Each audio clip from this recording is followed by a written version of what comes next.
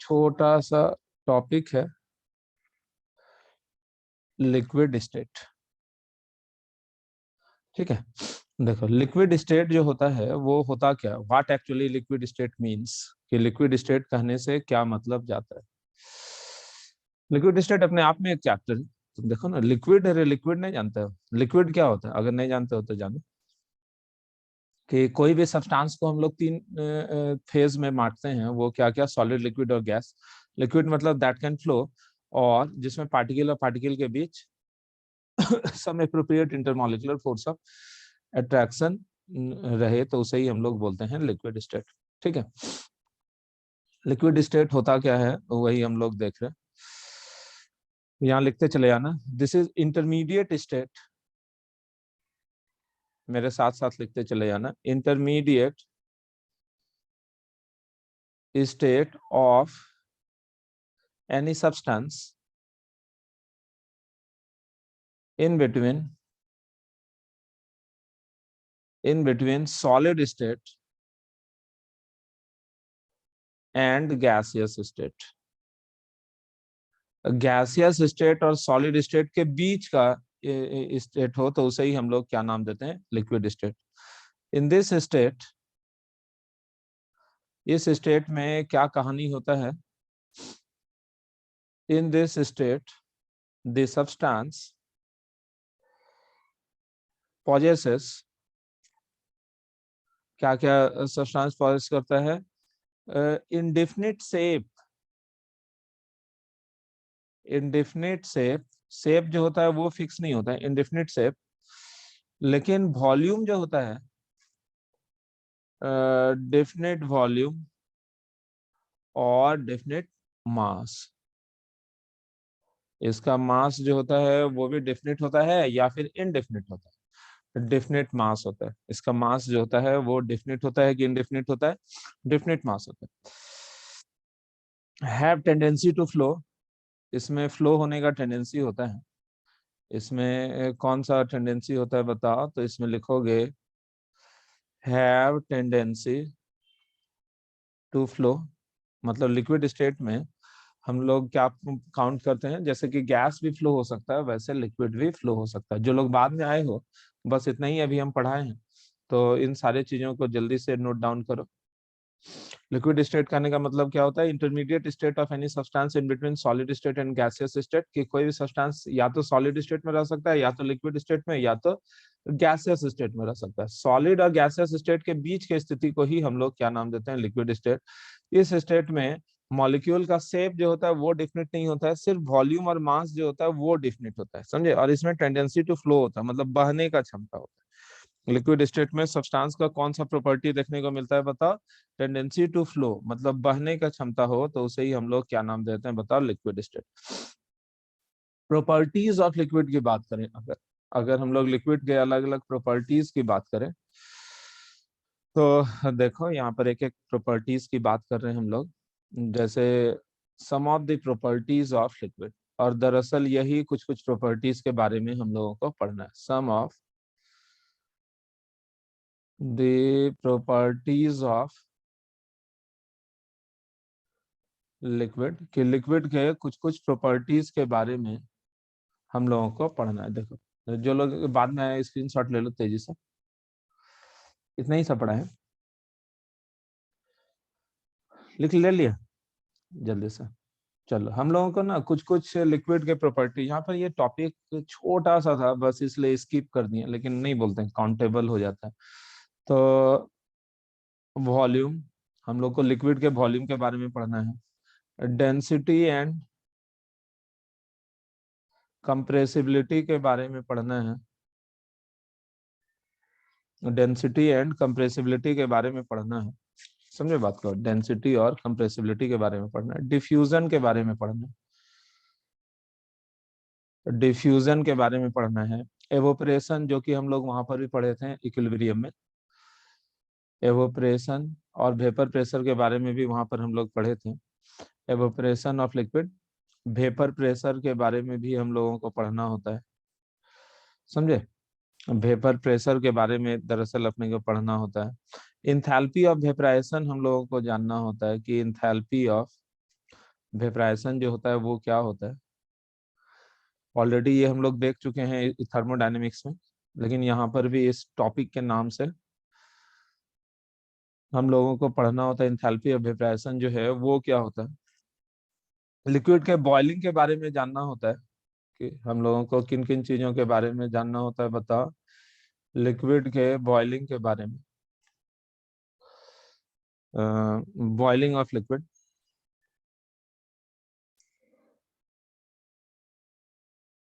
Liquid के boiling के बारे में हम लोगों को जानना होता है। उसके बाद होता है सरफेस टेंशन के बारे में हम लोगों को थोड़ा बहुत देखना है।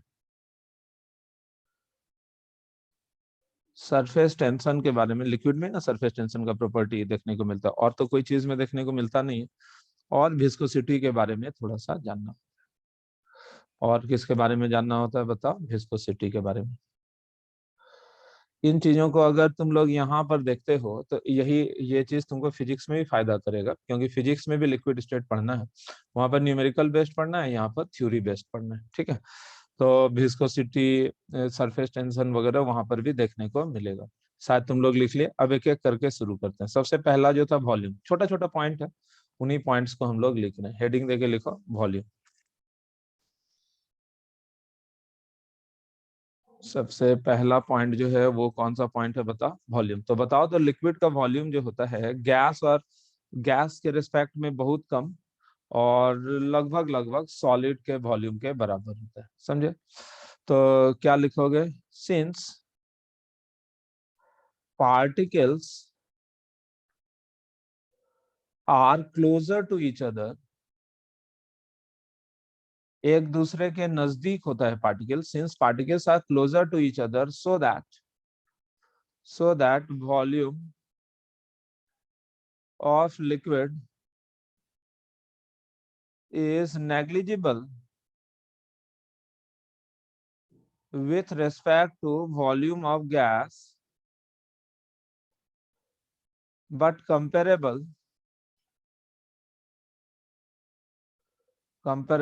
to volume of solid। क्योंकि दरअसल होता क्या है ना कि गैस में particles far apart from each other, gas में जो होता है पार्टिकल्स एक दूसरे से काफी दूर होता है। गैस में जो पार्टिकल है वो कोई नजदीक वजदीक नहीं रहता है, गैस में जो पार्टिकल है वो एक दूसरे से बहुत दूर होता है। तो बहुत दूर होने की वजह से गैस का वॉल्यूम जो होता है बहुत ज्यादा होता है, और उसमें बहुत ज्यादा फ्री स्पेस होता है। लेकिन कोई लिक्विड में फ्री स्पेस भी नहीं होता है, और इसका वॉल्यूम जो होता है वाजिब है गैस के रिस्पेक्ट में बहुत बहुत बहुत कम हो जाएगा, समझे बात को। There is no free space, there is no free space in liquid for movement of its particle,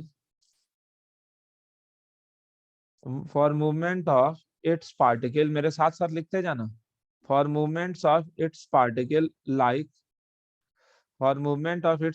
like gas। Gas में पार्टिकल को मूवमेंट के लिए जितना जगह मिलता है, क्या लिक्विड में पार्टिकल के मूवमेंट के लिए उतना जगह होता है? नहीं।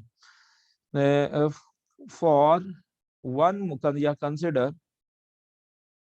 कंसिडर 1 मोल ऑफ वाटर, अगर वाटर को अगर तुम कंसिडर करोगे तो mass of 1 mole of water कितना हो जाएगा बताओगे। तो 1 मोल पानी का वजन जो हो जाएगा, mass of 1 mole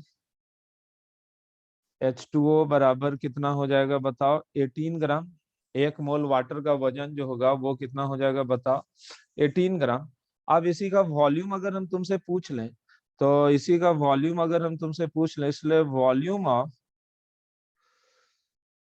1 mole of liquid water कितना हो जाएगा। लिक्विड वाटर 1 मोल का वॉल्यूम जो होगा वो 18 मिलीलीटर हो जाएगा, यानी कि 18 इंटू 10⁻³ लीटर।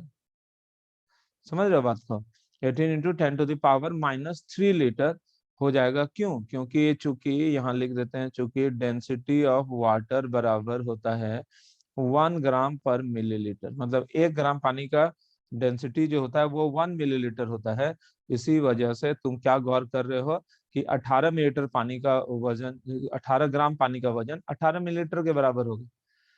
सेम उसी तरह से अगर हम लोग बात करें volume of 1 mole, volume of 1 mole of gaseous, volume of 1 mole of gaseous, यदि हम लोग गैसियस वाटर अगर बोलेंगे, यानी कि वाटर वेपर की अगर हम लोग बात करें, water vapour at NTP, NTP पर नॉर्मल टेम्परेचर एंड प्रेशर पर, तो वो होता है 22.4 लीटर, यानी कि 22,400 मिलीलीटर के बराबर, मतलब इतना होता है। तो इतना तो तुम अंदाजा लगा सकते हो कि एक एक मोल लिक्विड वाटर और एक मोल गैसियस वाटर मॉलिक्यूल के वॉल्यूम में हजारों का अंतर हो जाता है, मतलब बहुत ज्यादा अंतर है। 18 मिलीलीटर और वो 22,400 मिलीलीटर में, मतलब गैप जो है बहुत ज्यादा है या फिर बहुत कम है, बहुत कम है। जो बाद में आया वो देख लो कि इतना भी हम पढ़ाए हैं। दरअसल हम लोग आज लिक्विड स्टेट के की शुरुआत की है। लिक्विड स्टेट जो होता है, लिक्विड स्टेट में हम लोगों को क्या पढ़ना होता है? लिक्विड स्टेट क्या होता है? Intermediate state of any substance than gas and solid. और लिक्विड स्टेट के प्रॉपर्टीज में टॉपिक में थ्योरेटिकल टॉपिक है, तो इसमें ना कई सारे प्रॉपर्टीज के बारे में पढ़ना है लिक्विड के, जैसे volume, density and compressibility, diffusion, evaporation, water vapour, sorry vapour pressure, enthalpy of vaporisation, boiling of liquid, surface tension और विस्कोसिटी के बारे में पढ़ना है। तो सबसे पहले हम लोग वॉल्यूम के बारे में देखें। तो ये बताएं कि वॉल्यूम जो होता है लिक्विड का वो गैस के रिस्पेक्ट में नेग्लिजिबल होता है, लेकिन सॉलिड के कंपेरेबल होता है। वॉल्यूम के बाद जो दूसरा टॉपिक है वो है डेंसिटी एंड कंप्रेसिबिलिटी। ओके, हम लोग दूसरे टॉपिक पर जाते हैं। दूसरा टॉपिक जो है वो क्या है? Density and compressibility.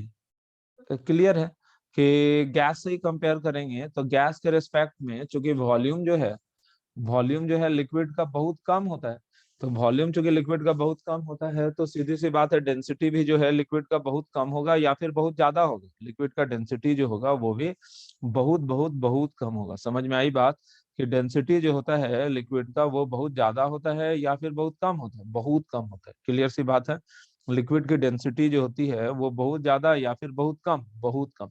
तो यहाँ पर हम लोग लिख देते हैं density of liquid is much larger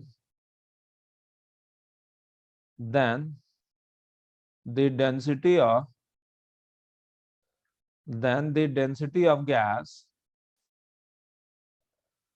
density of gas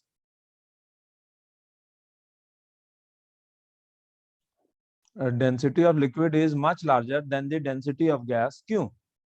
due to very less volume of liquid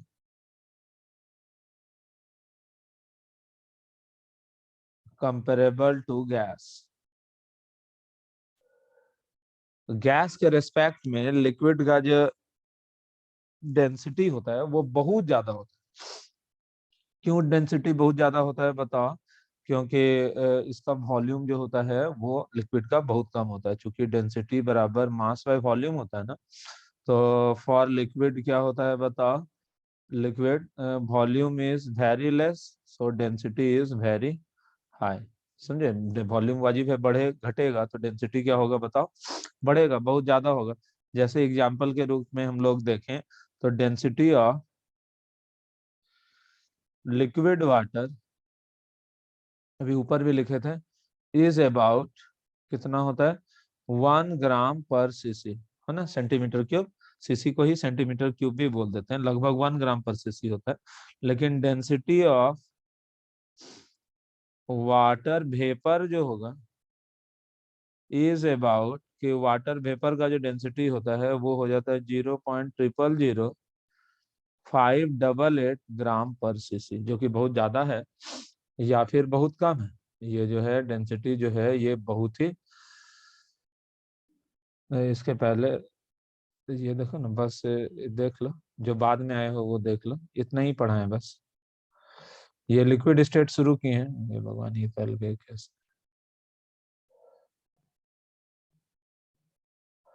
ये लिक्विड स्टेट अभी हम पढ़ाए हैं, एक इतना, उसके बाद कुछ कुछ प्रॉपर्टीज के बारे में देखना है, उसके बाद वॉल्यूम है, वॉल्यूम के बाद डेंसिटी एंड कंप्रेसिबिलिटी जो है वो देखना है। ठीक है, ये डेंसिटी और कंप्रेसिबिलिटी था। तो डेंसिटी तो लिक्विड का बहुत ज्यादा होता है एज कंपेयर टू गैस। अब कंप्रेसिबिलिटी की अगर हम लोग बात करें, तो बताओ कि दरअसल होता क्या है ना, गैस में पार्टिकल्स बहुत दूर दूर होता है। गैस का पार्टिकल जो है इस तरह से तुम देख रहे हो, बहुत दूर दूर है। और लिक्विड में पार्टिकल्स तो closer to each other. Liquid में अगर हम लोग देखेंगे, पार्टिकल्स जो होता है लगभग लगभग जो होता है एक दूसरे के बहुत नजदीक है। तो बताओ तो कौन ज्यादा कंप्रेबल होगा, कंप्रेसिबल होगा, लिक्विड की गैस? गैस नहीं, कि गैस जो है और लिक्विड जो है, इसमें अगर बात करेंगे गैस और लिक्विड में, तो गैस में particles are far apart from each other. Liquid, ये सारा चैप्टर बहुत इजी इजी चैप्टर ही कहलाता है, तुमको देख के भी लग रहा होगा। Particles are far apart from each other, कि एक दूसरे से बहुत दूर दूर है, साथ साथ लिख रहे हो ना। Particles are far apart from each other, और इसमें क्या होगा बताओगे? इसमें है particles are closer to each other, की एक दूसरे के काफी नजदीक होता है पार्टिकल। तुम देखोगे इसमें पहला वाला में पार्टिकल्स जो है एक दूसरे के बहुत दूर होता है, और दूसरे वाले में पार्टिकल्स जो होता है वो एक दूसरे के काफी करीब होता है। क्लियर है? पार्टिकल्स जो है एक दूसरे के काफी दूर होता है, और इसमें पार्टिकल्स एक दूसरे के काफी करीब होता है, काफी करीब है। तो इसमें है हाईली कंप्रेसिबल, इसमें पार्टिकल एक दूसरे के काफी नजदीक जा सकता है, इसलिए ये हाईली कंप्रेसिबल। और ये जो है नेग्लिजिबली नेग्लिजिबली कंप्रेसिबल। समझ में आई बात? कि ये जो होता है बहुत ज्यादा कंप्रेसिबल होता है या फिर नहीं के बराबर कंप्रेसिबल होता है? ये नहीं के बराबर कंप्रेसिबल होता है। इज इट ओके ना? इसके बाद हम लोग डिफ्यूजन देखते हैं। इसके बाद जो अगला टॉपिक होता है, वो अगला टॉपिक जो है वो क्या होता है बताओगे?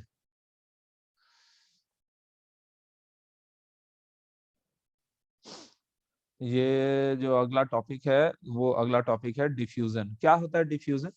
डिफ्यूजन मतलब intermixing of two or more non reacting substances.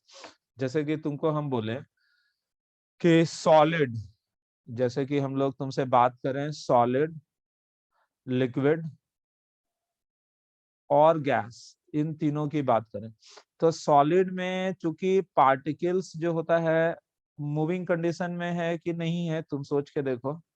Particles solid में जो है, particles are stationary and are not in moving condition, not in moving condition, है कि नहीं? कि पार्टिकल जो होता है वो स्टेशनरी रहता है, मूविंग कंडीशन में होता है कि नहीं होता है? नहीं। लेकिन लिक्विड और गैस में क्या कहानी होता है? पार्टिकल्स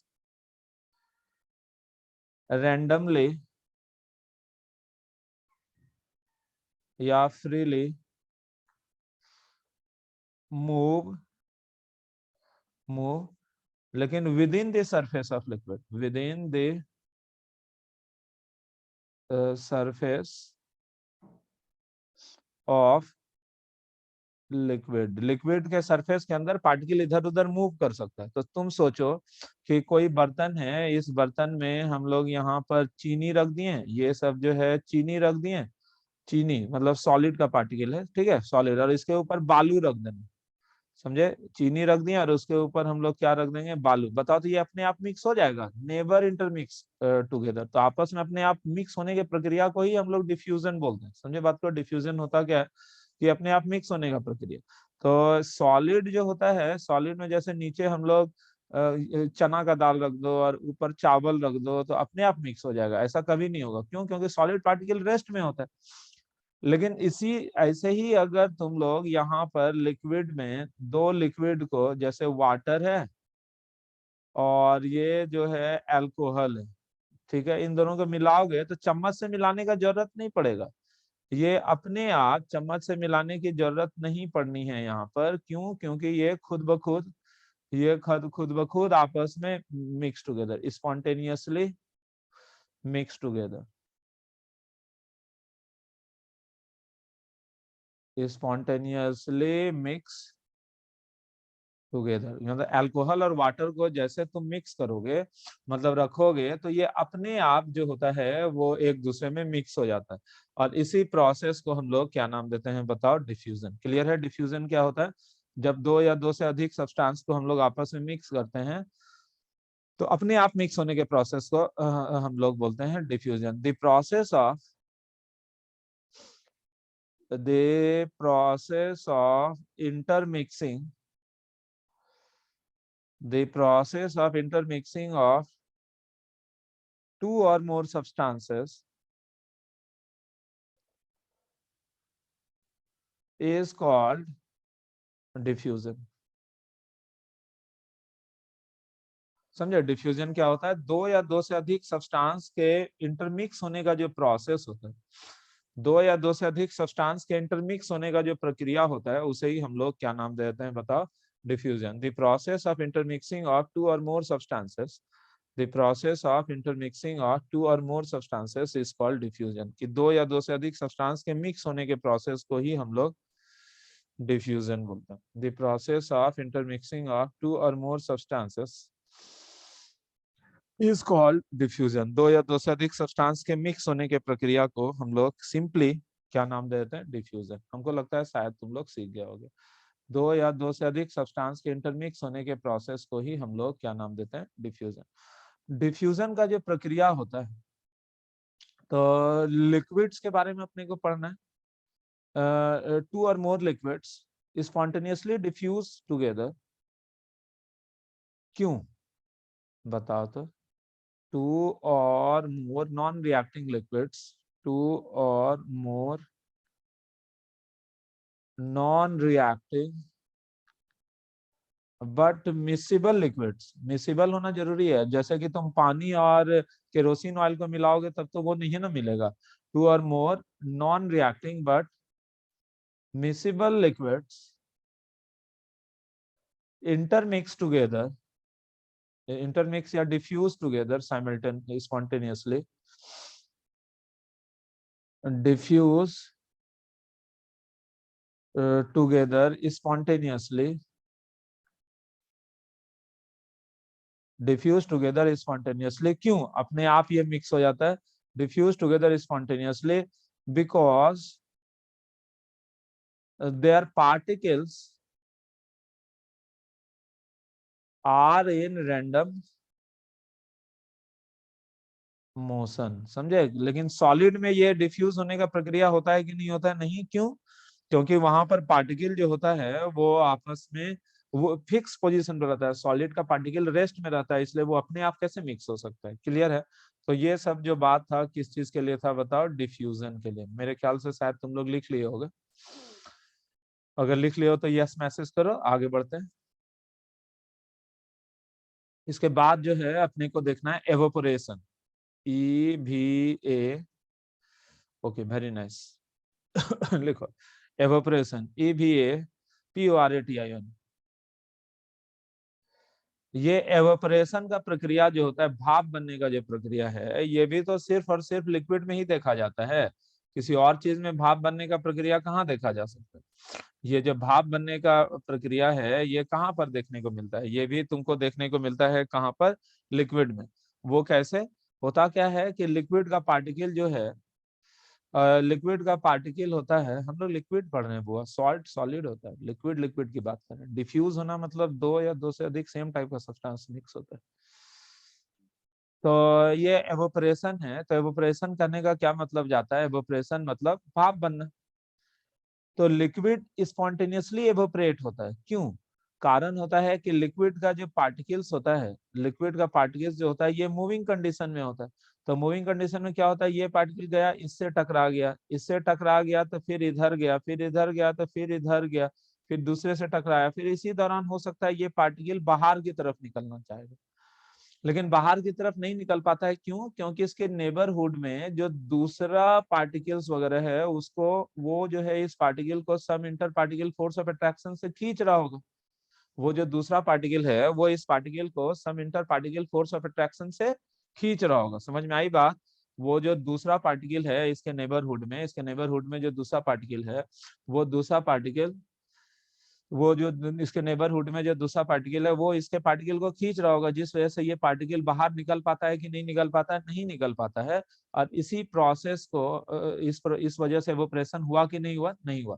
लेकिन मान लो ये जो पार्टिकल बाहर की तरफ निकल रहा है, ये जो पार्टिकल बाहर की तरफ निकल रहा है, अगर इस पार्टिकल का, अगर इस पार्टिकल का काइनेटिक एनर्जी इतना ज्यादा हो कि ये इस बंधनों को तोड़ दे, ये जो है ये फोर्स ऑफ अट्रैक्शन जो है ये बंधन वगैरह ये तोड़ दे और तोड़ कर ये पार्टिकल बाहर निकल जाए, तो इसी प्रोसेस को तो हम लोग एवोपरेशन बोलेंगे।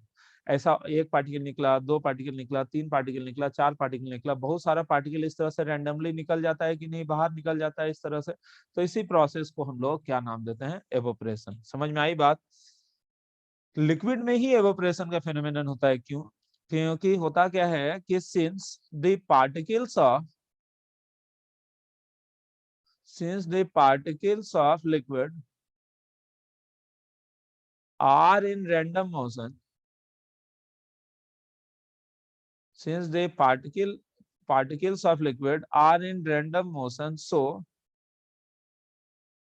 some of their particles,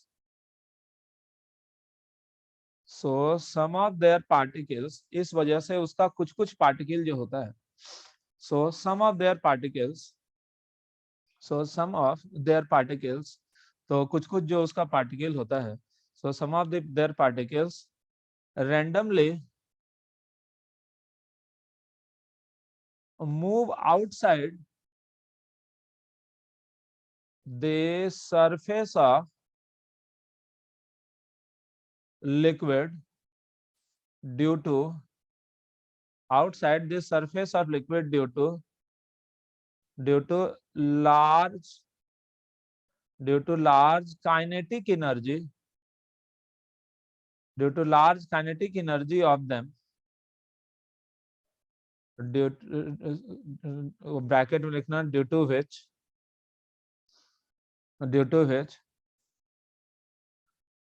they break the intermolecular force of attraction, by the neighboring molecule, by the neighboring molecules,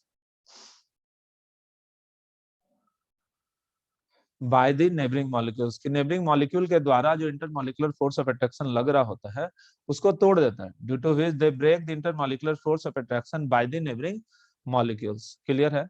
By the neighboring molecules. Okay, due to which they break the intermolecular force of attraction by the neighboring molecules. Bracket बंद कर रखना, which is called the phenomenon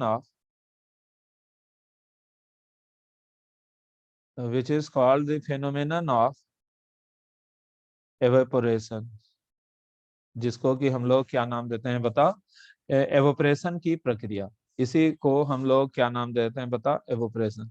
तुम हमको बताओ कि evaporation किन किन बातों पर निर्भर करता है? तो यहाँ पर लिखोगे evaporation of any liquid, evaporation of any liquid depends upon the following factor.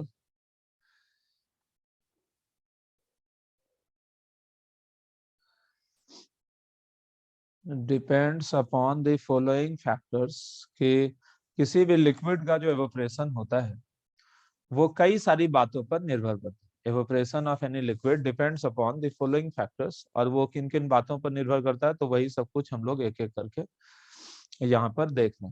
Evaporation of any liquid, कि कोई भी लिक्विड जो होता है, किसी भी लिक्विड का जो एवोपरेशन होता है वो कई सारी बातों पर निर्भर करता है। Evaporation of any liquid depends upon the following factors, वो क्या क्या? सबसे पहला है नेचर ऑफ लिक्विड, लिक्विड के नेचर पर निर्भर करता है। तो इसमें क्या होता है कि तुम सोच के देखो कि इंटरमॉलिक्यूलर फोर्स ऑफ अट्रैक्शन जितना ज्यादा होगा, एवोपरेशन उतना ज्यादा या उतना कम? उतना ज्यादा, या सॉरी कम। जैसे कि मान लो पार्टिकल्स और पार्टिकल एक दूसरे को ज्यादा खींच रहा हो, पार्टिकल और पार्टिकल एक दूसरे को ज्यादा खींच रहा होगा, तो ये बंधन तोड़ के पार्टिकल का वेपर में जाने का फेनोमेनन कम होगा। और अगर ये पार्टिकल एक दूसरे को कम खींचेगा तो ये बंधन जल्दी टूटेगा और एवोपरेट होने का चांसेस ज्यादा होगा। यानी कि एवोपरेशन जो होता है, एवोपरेशन, ये इनवर्सली प्रोपोर्शनल होता है इंटरमॉलिक्यूलर फोर्स ऑफ अट्रैक्शन के, है कि नहीं? यदि intermolecular force of attraction between the particles ज्यादा होगा, अगर पार्टिकल्स और पार्टिकल के बीच का इंटरमॉलिक्यूलर फोर्स ऑफ अट्रैक्शन ज्यादा होगा, पार्टिकल पार्टिकल एक दूसरे को ज्यादा खींचेगा, तो कम एवोपरेट होगा। और इंटरमॉलिक्यूलर फोर्स ऑफ अट्रैक्शन कम, मतलब volatility of liquid, volatility of liquid जो होगा वो ज्यादा होगा। वोलेटाइल करने का मतलब होता है ना, कोई भी लिक्विड अपने आप जो वेपर में कन्वर्ट होता है, कोई भी लिक्विड जो अपने आप वेपर में कन्वर्ट होता है, इसी प्रोसेस को हम लोग क्या नाम देते हैं बताओ? वोलेटिलिटी। तो जैसे तुमसे हम पूछेंगे, ये है अपने पास पेट्रोल, और ये जो अपने पास नजर आ रहा है, ये क्या नजर आ रहा है बताओ? वाटर। एक है पेट्रोल और एक अपने साथ क्या चीज दिख रहा है, जल्दी से बता दो? वाटर। तो पेट्रोल और वाटर में तुमसे पूछेंगे which one is more volatile? Petrol और वाटर में पेट्रोल जो होता है वो ज्यादा वोलेटाइल होता है। तो जो ज्यादा वोलेटाइल होगा तो उसमें दरअसल इंटरमॉलिक्यूलर फोर्स ऑफ अट्रैक्शन कम रहा होगा, इंटरमॉलिक्यूलर फोर्स ऑफ अट्रैक्शन कम रहा होगा। कटेगा तो तुरंत से वापस आ जाना। तो बताओ तो किसका एवोपरेशन ज्यादा होगा? तो पेट्रोल का एवोपरेशन जो होगा वो ज्यादा होगा। समझे बात को? कि इसमें अगर हम पूछेंगे पेट्रोल और वाटर में, तो चूंकि पेट्रोल ज्यादा वोलेटाइल है तो वो ज्यादा वेपर बनाएगा। नहीं, जो ज्यादा वोलेटाइल है, कौन ज्यादा वोलेटाइल होता है? जिसका इंटरमॉलिक्यूलर फोर्स ऑफ अट्रैक्शन कम होता है। जल्दी वापस आओ, जल्दी वापस आओ।